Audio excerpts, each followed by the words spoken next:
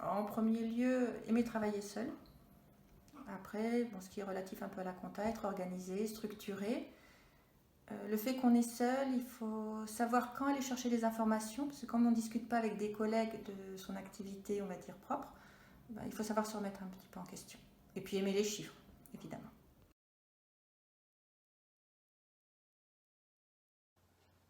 Rigueur, aimer les chiffres et travailler en équipe. Oui, bien sûr. On a le stress des comptes annuels. Et je suis en activité avec un exercice civil. Donc avant les comptes annuels et leur établissement, j'ai déjà toute la période sociale de clôture. Et puis après, dans tout travail, il arrive des moments où on est en stress pour telle ou telle chose. Toujours du stress, notamment avec la clôture des exercices comptables ou le retour d'un membre de l'équipe, car une coordination de l'ensemble de l'équipe est nécessaire, notamment pour le respect des dates butoirs fixées par la direction générale. Très rarement. Ça sera plus pour remplacer mon dirigeant s'il ne peut pas aller à un rendez-vous d'assurance ou de banque. Mon poste est essentiellement à mon bureau. Non, jamais. Je peux demander à mon comptable général de se déplacer en cas de demande exceptionnelle d'un client, mais je ne suis jamais extérieure. Dans mon activité, on ne va pas tellement parler de réunion parce que c'est difficile de réunir le service comptable alors que je suis toute seule. Par contre, oui, ça va être des entretiens avec la direction, plus que des réunions formelles, puisque tout se passe déjà dans mon bureau. Nous avons une réunion hebdomadaire qui se trouve être soit le lundi matin, soit le vendredi soir, avec l'équipe pour nous coordonner. Ça va être essentiellement les établissements bancaires pour des précisions, des corrections à apporter, les fournisseurs dans mon activité, puisque les clients, je travaille dans une boulangerie, donc je n'ai pas réellement on va dire, de service client.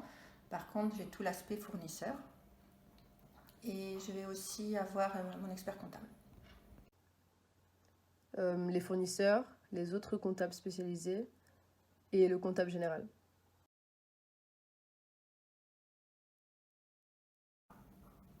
J'aime travailler seule, surtout la grande diversité des tâches, parce qu'on a tout l'aspect social, établissement des payes, contrat de travail, STC, la comptable bien sûr, qu'on prend au début de la saisie jusqu'à l'établissement des comptes annuels, l'administratif, parce que généralement une structure qui a un comptable unique n'a pas une secrétaire, une standardiste, donc il y a aussi tout l'aspect administratif qui repose souvent sur le comptable unique. Je pourrais en parler longtemps. Le fait de s'occuper d'un pôle en particulier a toujours été quelque chose que j'appréciais, et aussi le fait que mon travail soit complémentaire à celui des autres comptables.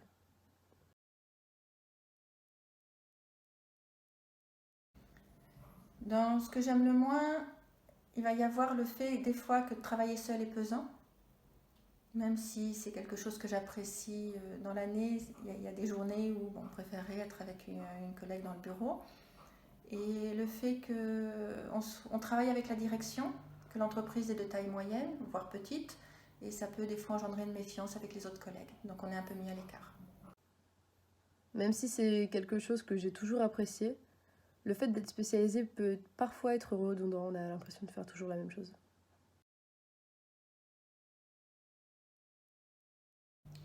Parce que depuis le départ, comptable unique pour moi, c'était voir tous les aspects de la compta, de la gestion, et que dans des tailles de plus grandes entreprises où on va trouver justement ce genre de comptable, les tâches sont morcelées compte tenu de la taille de l'entreprise, et donc des aspects vous échappent. Et moi, j'avais besoin de tous ces aspects.